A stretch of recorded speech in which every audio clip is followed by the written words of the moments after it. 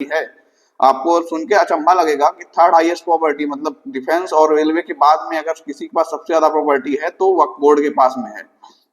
अब बात यह है कि वक्फ बोर्ड में इतना हंगामा क्यों हो रहा है। इनके पास 1 लाख करोड़ से अधिक संपत्ति है और अधिकांश इसमें जमीन वगैरह है। Welcome to my YouTube channel. Thumbnail से आपको पता चल गया होगा कि हम किस टॉपिक पे बात करने वाले हैं। हम जो आजकल का गर्मा गर्म टॉपिक ट्रेंडिंग चल रहा है कि वक्फ बोर्ड क्या है और क्या ये एक्ट है, क्यों इतना बवाल हो रहा है, मैं इस छोटे से वीडियो में आपको बिल्कुल क्लियर बता दूंगा कि क्या क्या है इसमें, क्यों ऐसा बवाल हो रहा है और क्या लोगों को कंफ्यूजन है। और अगर आप वीडियो देख लेंगे तो आप भी कहेंगे कि एक्ट बिल्कुल सही है। सबसे पहले बात करेंगे, ये एक्ट आया था 2024 में, लोकसभा में पेश किया गया था, जिसमें 40 से अधिक संशोधन का प्रस्ताव रखा गया था और इसमें फिर जगदम्बा समिति बनाई जाती है, जगदम्बा पाल समिति, और उस पर हेड लीड करती हैं और उसकी रिपोर्ट अभी कुछ दिन पहले आई है और उस रिपोर्ट के अकॉर्डिंग 14 अमेंडमेंट गवर्नमेंट ने किए हैं। अब बात यह है कि वक्फ है क्या। वक्फ ये है कि जैसे कोई धार्मिक कार्य के लिए अपनी प्रॉपर्टी दे देता है, सपोज दैट उसके बच्चे नहीं हैं और वो चाहता है कि मैं अपने धार्मिक कार्य के लिए दे दूं प्रॉपर्टी, तो वो होता है आपने अपनी इच्छा से दे दी। और फिर क्या होता है कि हर स्टेट में वक्फ बोर्ड के को जो ये है इसको रेगुलेट करने के लिए वक्फ बोर्ड बनाए गए हैं। जो भी वक्फ की प्रॉपर्टी कैसे क्या रहेगी हर स्टेट में, इसके वक्फ बोर्ड बनाए गए हैं इसको रेगुलेट करने के लिए। अब बात ये उठती है वो ये, अगर कोई अपनी मर्जी से प्रॉपर्टी दे रहा है और बोर्ड बनाए गए तो फिर दिक्कत क्या है, क्यों बवाल इतना हो रहा है। सबसे वक्फ, और पहली बात तो ये है कि इसलिए गवर्नमेंट और इंटरेस्टेड है क्योंकि वक्फ बोर्ड के पास अगर प्रॉपर्टी की बात की जाए तो इंडिया में थर्ड हाईएस्ट प्रॉपर्टी है। आपको सुन के अचंभा लगेगा कि थर्ड हाईएस्ट प्रॉपर्टी मतलब डिफेंस और रेलवे के बाद में अगर किसी के पास सबसे ज्यादा प्रॉपर्टी है तो वक्फ बोर्ड के पास में है। अब बात यह है कि वक्फ बोर्ड में इतना हंगामा क्यों हो रहा है। इनके पास 1 लाख करोड़ से अधिक संपत्ति है और अधिकांश इसमें जमीन वगैरह है। तो अब बात ये होती है कि अमेंडमेंट क्यों हो रहा है। पहली बात तो ये कि अमेंडमेंट को ऐसा गवर्नमेंट को जरूरी लगा।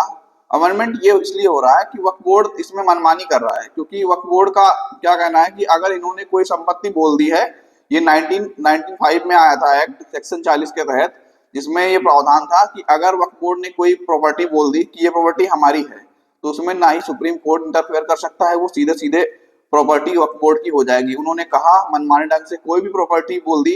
अब मैं इसमें बात करूंगा कि जैसे मुस्लिम भाई इसको अपोज कर रहे हैं तो इसमें उस मुस्लिम भाई का भी बहुत नुकसान था। अभी एक केस आया था उसमें उन्होंने कह दी कि जमीन मुझे मस्जिद के लिए चाहिए, तो उसमें वो अपोज नहीं कर सकते, वो जमीन ले लेंगे।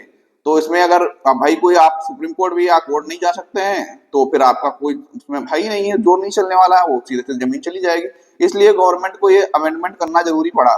और इसमें विवाद क्या है, जैसे इसमें कोई विवाद होता है तो वक्फ ट्रिब्यूनल के द्वारा निपटाया जाता है और उनका फैसला आखिरी होगा, कोई कोर्ट नहीं होगा।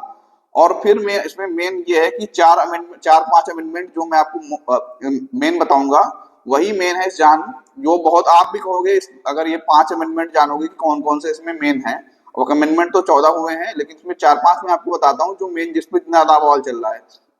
सबसे पहला बात तो ये था कि अगर इसमें पहला अमेंडमेंट जो हुआ है, पहले प्रावधान ये था कि अगर किसी के बच्चे नहीं है, सपोज दैट फादर हैं और मदर है, उसके बच्चे नहीं है, तो अगर लड़का नहीं है, मेल चाइल्ड नहीं है, तो सीधे सीधे प्रॉपर्टी वक्फ बोर्ड के पास चली जाएगी। बट अब जो अमेंडमेंट हुआ उसके तहत अगर उसकी कोई महिला प्रॉपर्टी महिला वारिस है तो पहले वक्फ बोर्ड के पास डायरेक्ट जमीन नहीं जाएगी, पहले महिला के पास जाएगी, उसके बाद वो उसकी इच्छा है वो चाहे जिसको देना चाहे। तो ये पहला जो अमेंडमेंट सही से हुआ है। दूसरा जो मेन हुआ है, दूसरे में अगर कोई भी प्रॉपर्टी गवर्नमेंट के पास में, अगर गवर्नमेंट की प्रॉपर्टी पे वक्फ बोर्ड कभी भी नहीं क्लेम कर सकता है कि ये वक्फ बोर्ड की है, और अगर अभी तक कोई प्रॉपर्टी ऐसी वक्फ बोर्ड ने क्लेम की है तो उसे वापस करनी पड़ेगी। और तीसरा, कोई भी जमीन का अगर कोई उत्तराधिकारी, कौन है उत्तराधिकारी होगा उसका, कोई ऑनर कौन होगा, ऑनरशिप डिसाइड करने का अधिकार उस स्टेट के डीएम का होगा, ना कि वक्फ बोर्ड करेगा। और चौथा, जिसमें सबसे ज्यादा बवाल हो रहा है कि वक्फ बोर्ड में 22 मेंबर होते हैं, जिसमें से 2 नॉन मुस्लिम मेंबर होंगे और उसमें 2 फीमेल मेंबर भी होंगे। इस पर सबसे ज्यादा बवाल ये हो रहा है कि जैसे हिंदू के अगर कोई ट्रस्ट होते हैं तो इन लोगों का ना कि हिंदू ट्रस्ट में अगर मुस्लिम नहीं हो सकते हैं तो इसमें अगर हिंदू क्यों आ रहा है। तो इसमें गवर्नमेंट का ये सीधा डिफरेंस है कि वक्फ बोर्ड कोई मुस्लिम संस्थान, वो एक बोर्ड है जो रेगुलेट करता है, रेगुलेटिंग बॉडी है कोई, तो इसलिए उसमें कोई अब हिंदू मुस्लिम का मुद्दा नहीं होना चाहिए, गवर्नमेंट का लॉजिक है। और इसमें और एक और समस्या सबसे ये थी कि ट्रिब्यूनल का फैसला सबसे मान्य होगा। लेकिन अब गवर्नमेंट ने अमेंडमेंट में रूल बनाया है कि अगर आप डीएम साहब के फैसले से नहीं है, वक्फ बोर्ड के फैसले से अगर आप संतुष्ट नहीं है, तो आप कोर्ट जा सकते हो और कोर्ट का फैसला अंतिम होगा, वो भी 90 डेज के अंदर। 90 डेज के अंदर अगर आपको कोई फैसला नहीं मान्य है तो आप कोर्ट जाइए, कोर्ट से जो अंतिम फैसला होगा वही मान्य। अब वक्त ये बवाल क्यों हो रहा है कि वक्फ बोर्ड की पावर लिमिटेड हो जाएगी और इसमें मनमानी नहीं चलेगी और कोर्ट के सामने ट्रिब्यूनल का फैसला लास्ट नहीं होगा, कोर्ट का फैसला लास्ट होगा। तो आप ही बताइए कि जहां हमारे देश में संविधान है, तो अगर कोर्ट के द्वारा कोई निर्णय आता है तो कहाँ से गलत है? और लोग इस लोगों को मिसलीड कर रहे हैं, क्योंकि इसमें अगर मुस्लिम्स का भी नुकसान था कि वक्फ बोर्ड ने खाली हिंदू और अदर प्रॉपर्टीज भी नहीं ली, उसमें मुस्लिम्स की प्रॉपर्टी भी जिन्होंने कह दिया कि मुझे मस्जिद बनानी है तो लेनी है।